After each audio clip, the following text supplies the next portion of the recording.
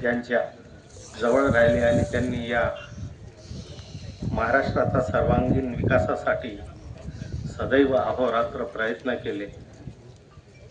आमच्यासारख्या हजारो तरुणांना ज्यांनी घडवलं, आदिवासींचे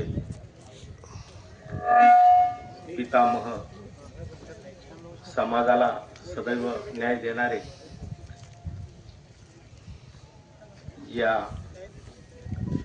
नंदुरबार जिल्ह्याचे नेते, महाराष्ट्राचे नेते, आमचे पितृतुल्य लोकनेते आदरणीय नाईक साहेब हे आपल्यात नाही। फार वाईट वाटलं की साहेब काल आपल्याला सोडून गेले। साहेबांच्या उभ्या आयुष्यामध्ये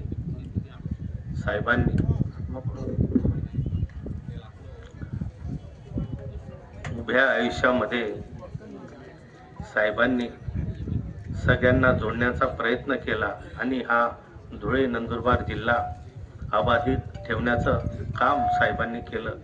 खरं बघायला गेलं तर नाईक साहेब एका सामान्य कुटुंबातून, शेतकरी परिवारातनं सरपंचापासून तर मंत्रिपदापर्यंत पोचण्याची किमया ही साहेबांनी केली। साहेबांना मी एकदम जवळून पाहिलं। लहानपणापासून साहेबांचा प्रवास, साहेबांचं बोलणं, साहेबांचा प्रत्येक घडामोडींमध्ये मी माणिकराव दादांचा मुलगा असल्यामुळे सगळ्या गोष्टी या समजत होत्या, कळत होत्या। आणि जेव्हा जेव्हा या राजकीय क्षेत्रामध्ये विषय चर्चेला जाईल तेव्हा नंदुरबार जिल्ह्यात प्रामुख्याने आमच्या नेत्यांचं, आदरणीय स्वरूपसिंग नाईक साहेबांचं नाव सर्व ठिकाणी आदरानं घेतलं जाईल, यात तिळमात्र शंका नाही। साहेब म्हणजे साहेब होते। साहेबांनी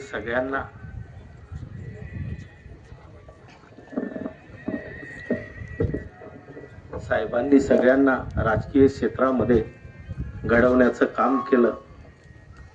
माझ्या वडिलांपासून सुरुवात करतो की माझ्या वडिलांना सुद्धा आदरणीय नाईक साहेबांनी घडवलं।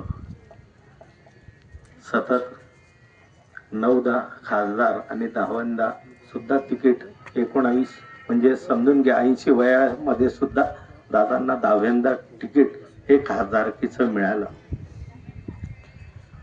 बरेच जीवनामध्ये चढ उतार आम्ही बघितले, पण प्रत्येक वेळेस साहेबांनी साथ दिली।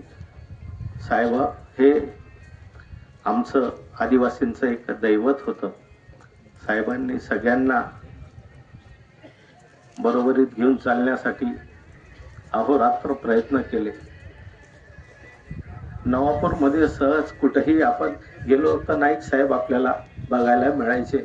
आणि आता तर सध्या जेव्हा राजकारणापासून साहेब अलिप्त झाले तर साहेबांची रोज नवापूरला चक्कर व्हायची, रोज साहेब नवापूरमध्ये दिसायचे।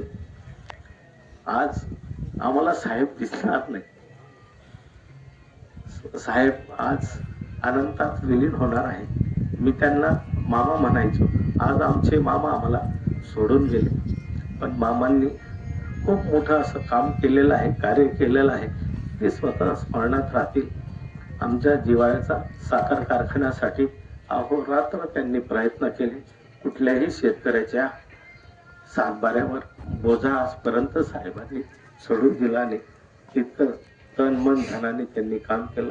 जिल्हा परिषद असेल, मार्केट कमिटी असेल, कुठल्याही सोसायटीचं इलेक्शन असेल, साहेब सगळ्यांना इथंच मंदिराच्या शेतावर बोलवायचे आणि सगळ्यांची विचारपूस करायची की बाबा काय मदत पाहिजे, काय केलं पाहिजे, कसं आपण येऊ। कुठलीही गोष्टीची कधी त्यांनी कमतरता होऊ दिली नाही। जर कोणी त्यांना सकाळी जर भेटायला गेलं असेल आणि मामा जर नाश्ता करत असतील तर मामा स्वतः जवळ बसून म्हणायचे, चल बेटा तुम्ही पण नाश्ता करून घ्या। 8-10 असतील, अरे यांना पण द्या। म्हणजे इतकी आवभगत करायची। स्वतः मंत्री असताना सुद्धा आमच्यासारख्या सामान्य कार्यकर्त्याला गाडीपर्यंत पोहोचवण्याचं काम केलं। आदिवासी कारखान्याचं चेअरमन झालो, साहेबांचा आशीर्वाद घ्यायला गेलो। साहेबांनी आशीर्वाद दिला. दुसऱ्या दिवशी माझ्यासारख्या सामान्य कार्यकर्त्याला नाईक साहेब घरी भेटायला आले. माझ्यासाठी तो दिवस फार मोठा होता की एक नेतृत्व ज्यांनी संपूर्ण राज्यामध्ये मानाचं स्थान केलं. चांगले चांगले नाईक साहेबांना राजकीय क्षेत्रामध्ये आदराने बघायचे आणि तो आज माणूस माझ्या घरी मला आशीर्वाद देण्यासाठी आला. मला फार आनंद झाला, कारण पितृतुल्य हरवलं असताना ते पितृतुल्य नाईक साहेबांनी मला दिलं. दादांची कमी त्यांनी नाही दिली. माझा वाढदिवस असेल तरी साहेब म्हणायचे, ते भाऊसाहेबला फोन लाव रे, मला त्याच्याशी बोलायचं आहे. म्हणजे शेवटपर्यंत नाळ या माणसाने जोडून ठेवली. कधीही आम्ही ते विसरू शकत नाही. इगतपुरीला जायला तिकीट द्यायचं असेल तेव्हाही साहेबांनी सांगितलं की नाही, निर्मलाला तिथं आपल्याला तिकीट द्यावं लागेल. जिल्हा परिषदची अध्यक्ष हेमाताई झाली तेव्हाही म्हटले, नाही हेमा, तुला त्या ठिकाणी अध्यक्ष म्हणून बसावं लागेल. दुसऱ्यांदा तिची ताईची निवड झाली.